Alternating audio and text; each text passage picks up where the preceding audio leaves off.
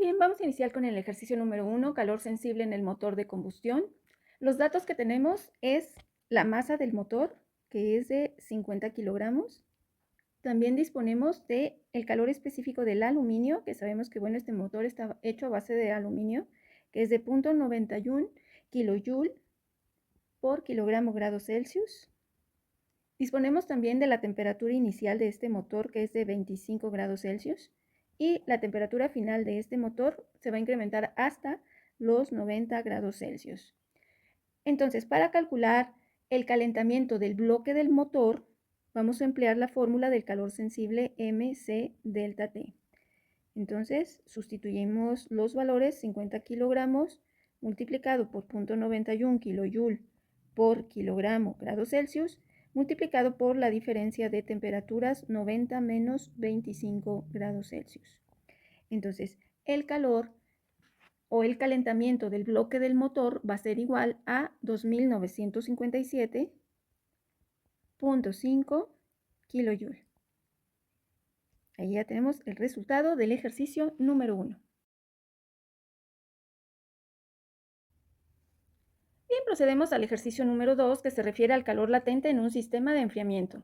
Como dato tenemos la masa del refrigerante, que es de 5 kilogramos. Aquí lo anotamos, masa del refrigerante. También disponemos del calor latente de vaporización de este refrigerante, que es de 2000 kilojoule por kilogramo. Además, disponemos de la fórmula para calcularlo, Q es igual a MHV, y si sustituimos nuestros valores, pues simplemente nos va a quedar 5 kilogramos por 2000 kilojoule por cada kilogramo de este refrigerante. Nos va a quedar entonces un calor latente del sistema de enfriamiento de 10.000 kilojoule. Aquí ya tenemos el resultado de nuestro segundo ejercicio. Con el ejercicio 3, transición de calor sensible a calor latente en aire acondicionado. Bueno, en primer lugar necesitamos como dato el flujo del aire. El flujo del aire es de 0.08 kilogramos por cada segundo. Además, necesitamos el calor específico del aire a presión constante, que es de 1.005 kilojoule por kilogramo grados Celsius. La entalpía de vaporización del agua es de 2454 kilojoule por kilogramo, sin perder de vista que esta entalpía es del agua y que este calor específico es del aire. La humedad absoluta inicial es de 0.025 kilogramos de agua por kilogramos de aire. Después, la humedad absoluta final es de 0.009, mismas unidades, kilogramos de agua por kilogramo de aire. Con esta información podemos sacar nuestra diferencia de humedades absolutas, que viene siendo 0.025 menos 0.009, dando un total de 0.016 kilogramos de agua por cada kilogramo de aire. Bueno, para contestar la pregunta número 1, que es la energía para lograr el enfriamiento, aquí nosotros tenemos que observar que traemos un delta T igual de 22 grados, que es nuestra temperatura final, a una temperatura inicial de 35. Con la fórmula de calor sensible, MCP delta T, sustituimos nuestros valores y nos va a quedar 0.08 kilogramos por segundo, que recordamos que es de aire, flujo de aire, por 1.005 kilojoule por kilogramo de aire por cada grado, por esta diferencia de temperaturas en Celsius. Así tenemos entonces que la energía para lograr el enfriamiento es de menos 1.0452 kilojoule por cada segundo, o lo que es lo mismo, 1.0452 kilowatts. Recuerden que aquí nosotros vamos a utilizar el valor absoluto para nuestros cálculos. La pregunta 2 se refiere a la energía para lograr la vaporización del agua. Entonces aquí tenemos energía, pero para vaporizar el agua. Para lograr la vaporización del agua, entonces vamos a utilizar la relación Q es igual a M por HV por delta W, porque aquí la humedad es crucial. Entonces, el calor es 0.08 kilogramos, recuerda que es de aire por cada segundo, por la entalpía de vaporización, que es de 2454 kilojoule por cada kilogramo, pero esto es del agua, recordamos, entalpía de vaporización de agua, por el delta W que habíamos calculado que es de 0.016, cuyas unidades son kilogramos de agua por kilogramo de aire. Con esa cifra, entonces, podemos observar que simplemente nos quedan kilojoule por segundo y estaríamos hablando entonces de 3.1411 kilojoule por cada segundo. Y al observar unidades, pues estamos hablando específicamente de kilowatts. Ahora entonces, la cantidad total o la energía total para lograr todo este cambio, pues viene siendo la sumatoria de nuestras cifras. 1.0452 más 3.1411. Entonces, nuestra energía total o nuestro calor total es de 4.1863 kilowatts. Y aquí entonces ya tenemos la respuesta a nuestro ejercicio. Bien, estamos ya en el ejercicio 4, calor generado por el frenado de un auto. Recordando que la fórmula que nosotros vamos a utilizar es Q igual a 1/2 de la masa por la velocidad elevada al cuadrado. Este auto tiene una masa de 1500 kilogramos y además circula a una velocidad de 120 kilómetros por hora. Ese dato lo necesitamos convertir a metros por segundo. Así que ponemos nuestra relación en donde colocamos que 1 kilómetro son 1000 metros y que 1 hora corresponde exactamente a 3600 segundos. Hacemos el cálculo, entonces tenemos una velocidad de 33.33 metros por segundo. Ahora vamos a sustituir ese valor en nuestra fórmula, masa por la velocidad al cuadrado, y nos queda 1/2 por 1500 kilogramos, que es la masa de nuestro vehículo, por la velocidad 33.33 metros por segundo elevado al cuadrado. Así el calor nos da por total 833.16 kilojoule.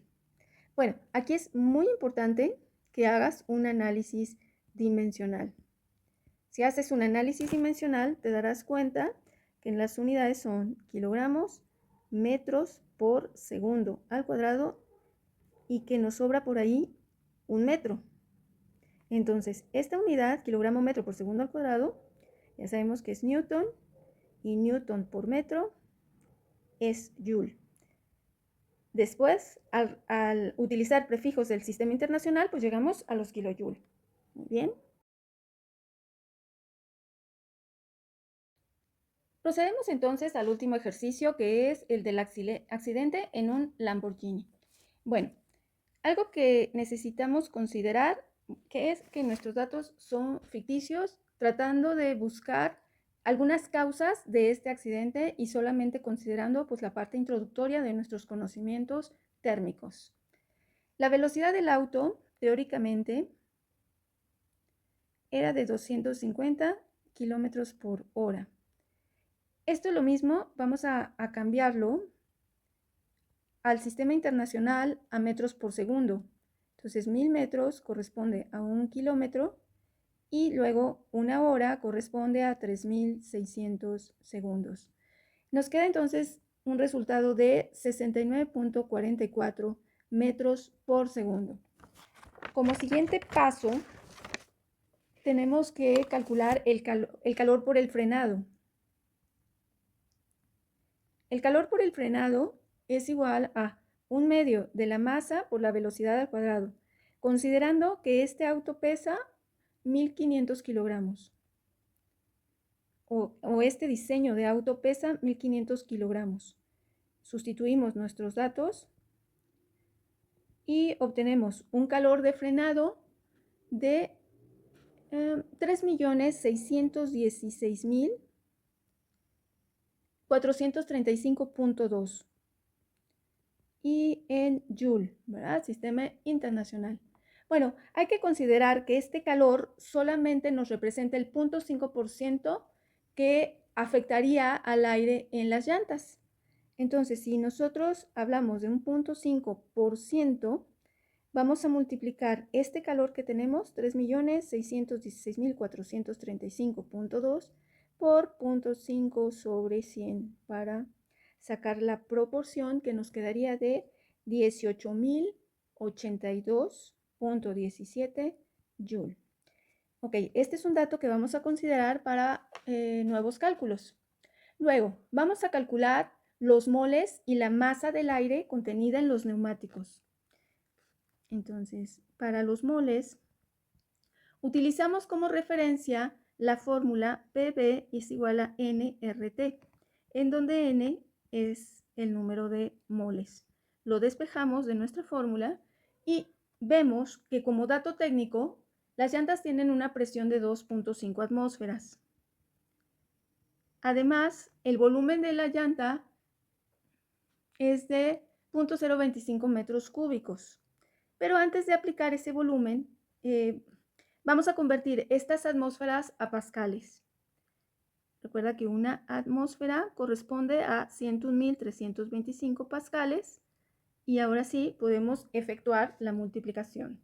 Bueno, aquí tenemos poco espacio, vamos a repetir la expresión para no confundirnos y convertimos 101.325 pascales multiplicado por el volumen, que es de 0.025 metros cúbicos, el volumen del aire en la llanta, entre la constante universal de los gases, que es de 8.314,